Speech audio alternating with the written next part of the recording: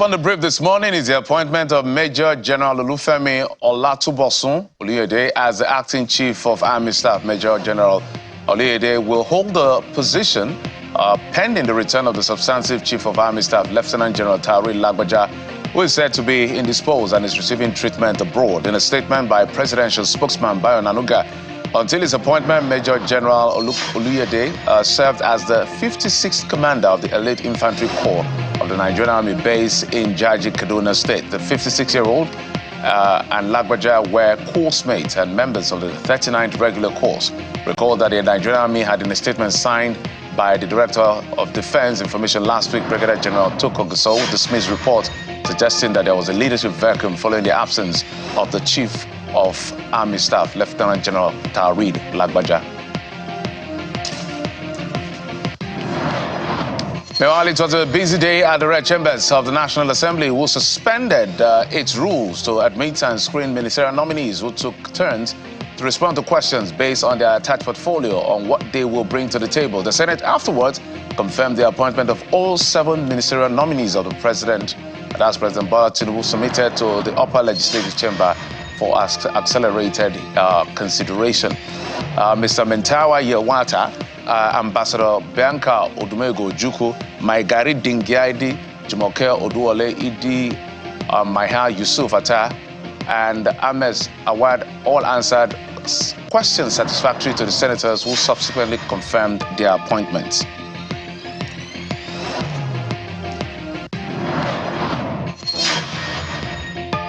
And now to that never-ending political intrigue in Rivers State, where Justice Joyce Abdulmalik of the Federal High Court Abuja has stopped the Central Bank of Nigeria from further releasing monthly financial allocation to the Rivers State government. Justice Abdulmalik held that the receipt and disbursement of the monthly allocation since January this year by the Rivers State government was a breach of the Constitution and an aberration and must not be allowed to continue following the presentation of the 2024 budget by the Fubara-led administration before a 4-member Rivers State House of Assembly. The judge subsequently restrained the Central Bank of Nigeria, the Accountant General of the Federation, Zenith Bank and Access Bank from further allowing Fubara, that's the governor, to access money from the Consolidated Revenue and Federation accounts.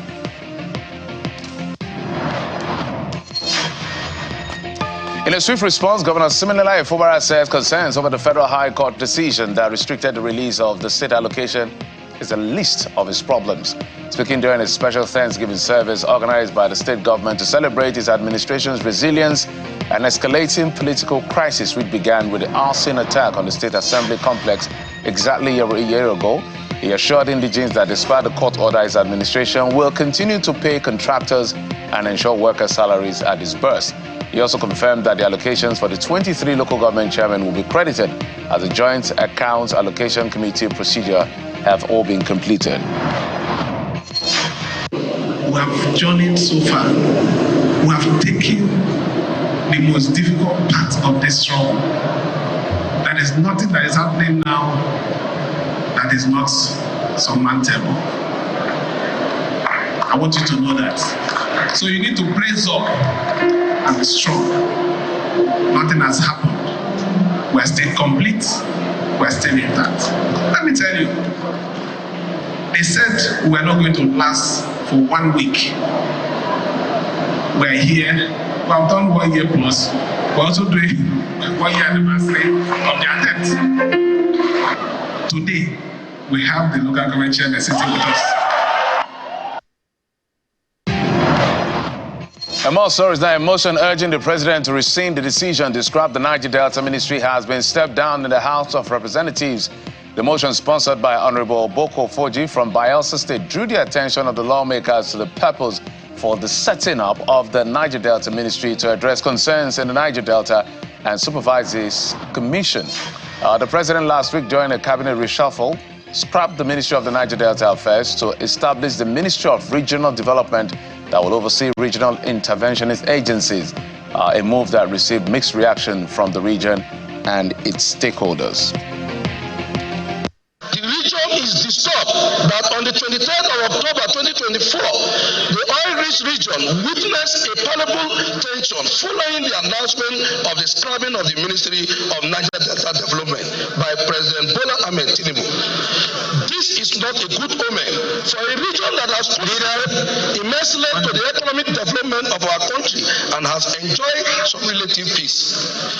The House resolved urged the federal government, led by President Tinubu, to urgently rescind the scrapping of the Minister of the Niger Delta. He told me clearly that he is favorably disposed to receiving any proposal concerning the establishment of South-South Development Commission. So I think in light of this explanation, I would want to call on the sponsor of this motion to please allow us to step down this motion. And away from the National Assembly, to other stories, the Independent Broadcasting Association of Nigeria, IBAN, has inaugurated its new board of trustees and executive council members during its annual general meeting held at the global headquarters of Channels Television. The chairman of Channels Media Group, Dr. John Mama, was sworn in as the chairman of the board of trustees, joined by Dr. Ahmed Tijani Ramalan, Lemi Olalemi, and Tony Dara as fellow board members. During his opening remarks, IBAN chairman Dr. Ahmed Ramalan said the future of Nigeria's media industry hinges on stakeholders' ability to collaborate effectively. Conversations around Nigeria's failing digital switch-over and solution to the negative perception form part of the deliberations at the inaugural annual general meeting. Today's viewers have unprecedented choices at their fingertips, and traditional broadcasting models must adapt to keep pace with this shifting landscape. One other crucial area we must address is the NBC Code. This almighty code. Currently, it imposes several restrictions that hinder our ability to operate competitively and flexibly. We call upon the National Broadcasting Commission. We call upon the DG, who is graciously here today, to engage with us and develop a more friendly broadcasting code, one that aligns with international regulatory standards and acknowledges the unique needs of Nigerian broadcasters. A code that is transparent, supportive, and forward-thinking will empower us to innovate, to grow, and to contribute to Nigeria's media landscape. IBAN will articulate the potentials of the Nigerian broadcast industry to foster strategic partnership. The new IBAN believes that media industry should use the current difficult situation faced by the broadcast industry as an opportunity to correct our business operational models. From my calculation, I know that so far about 53 billion naira has been committed to the DSO by the government of Nigeria. Now, we can't say there's transparency in how the DSO has been managed so far.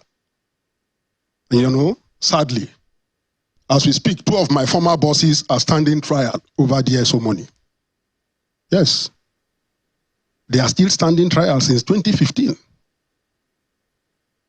And I've been to EFCC, invited severally, and ICPC. This is your DSO. This money, who took who did this? Fortunately, yeah, my signature is not on any of them. IBAN, I think again, it is time to take ownership of the DSO. For me, you are the apparent owners and major investors and stakeholders in this project. Congratulations to the leadership of IBAN. So let's now talk business. The National Insurance Commission has sacked the board and management of the African Alliance Insurance Company. Then announcing the development in the statement, the commission says it has taken over the board and management of the company and appointed an interim management board to manage the affairs of the African Alliance Insurance Company. The regulator stated that the interim management board will oversee the company's operations, ensure compliance with regulatory requirements, and implement necessary reforms. That's according to the statement. To other stories now on the international scene.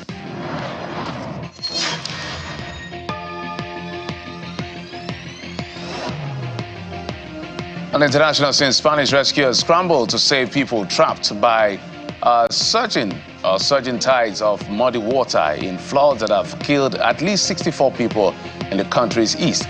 The country's Prime Minister, Pedro Sanchez, urged citizens to remain vigilant as the danger persisted and also declared 3 days of mourning. Heavy rain and fierce winds have plagued the country since the beginning of the week after a storm formed over the Mediterranean Sea, triggering floods in the eastern Valencia and southern Andalusia regions.